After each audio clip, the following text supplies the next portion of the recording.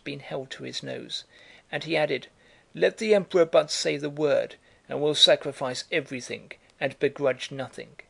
Before Shinshín had time to utter the joke he was ready to make on the count's patriotism, Natásha jumped up from her place and ran to her father. "What a darling our Papa is!"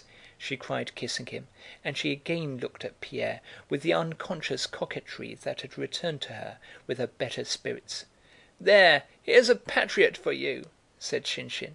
"Not a patriot at all, but simply," Natásha replied in an injured tone. "Everything seems funny to you, but this isn't at all a joke." "A joke indeed," put in the count. "Let him but say the word and we'll all go. We're not Germans." "But did you notice it says 'for consultation'?" said Pierre. "Never mind what it's for."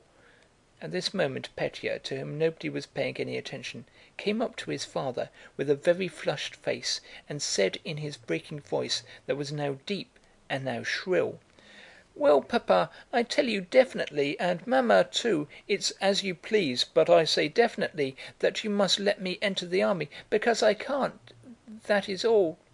The countess, in dismay, looked up to heaven, clasped her hands, and turned angrily to her husband. "That comes of your talking," said she, but the count had already recovered from his excitement. "Come, come," said he, "here's a fine warrior. No, nonsense, you must study." "It's not nonsense, Papa. Fédya Obolénski is younger than I, and he's going too. Besides, all the same I can't study now when..." Pétya stopped short, flushed till he perspired, but still got out the words, "when our fatherland is in danger." "That'll do, that'll do. Nonsense." "But you said yourself that we would sacrifice everything." "Pétya, be quiet, I tell you!" cried the count with a glance at his wife, who had turned pale and was staring fixedly at her son. "And I tell you, Peter Kirílych here will also tell you." "Nonsense, I tell you! Your mother's milk has hardly dried on your lips, and you want to go into the army. There, there, I tell you!" And the count moved to go out of the room, taking the papers, probably to reread them in his study before having a nap. "Well, Peter Kirílych, let's go and have a smoke," he said. Pierre was agitated and undecided. Natásha's unwontedly brilliant eyes, continually glancing at him with a more than cordial look, had reduced him to this condition. "No, I think I'll go home." "Home? Why, you meant to spend the evening with us. You don't often come nowadays as it is, and this girl of mine," said the count good-naturedly, pointing to Natásha, "only brightens up when you're here." "Yes, I had forgotten. I really must go home.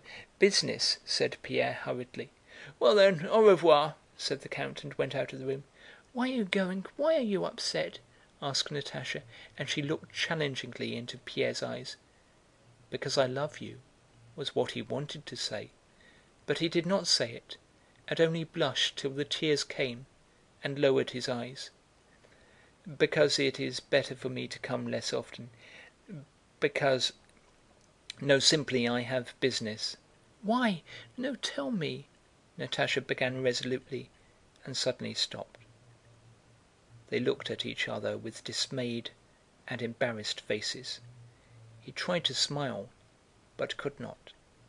His smile expressed suffering, and he silently kissed her hand and went out.